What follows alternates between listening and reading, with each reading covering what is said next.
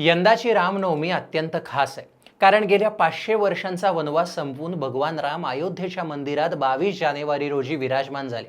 त्यामुळे हा दिवस रामभक्तांसाठी अत्यंत महत्त्वाचा मानला जातो. आज रामनवमी निमित्त रामावर दुग्धाभिषेक करण्यात आला. रामनवमीच्या दिवशी ब्रह्ममुहूर्तावरच दर्शन रांगेत उभं राहण्याची व्यवस्था केली गेली.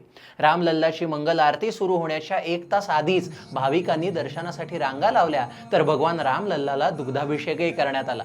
चांदीच्या भांड्यातून दूध शंखात ओतत शंखाद्वारे रामाच्या मूर्तीवर दुग्धाभिषेक केला गेला. पण अयोध्येतला पारा सध्या 40शी पार आहे. उन्हापासून संरक्षण करण्यासाठी प्रत्येकानं काळजी घेण्याचं आवाहनही त्यांना करण्यात आलेलं आहे. मंदिर परिसरात भक्तांचा पाय उन्हाने पोळू नये यासाठी खास मॅटही अंथरल्या गेल्यात. भाविकांनी आपलं डोकं झाकून उन्हापासून स्वतःचं संरक्षण करावं असं आवाहनही मंदिरातर्फे केलं जात आहे. तुम्हाला सगळ्यांना रामनवमीच्या खूप खूप शुभेच्छा. बोला जय श्रीराम.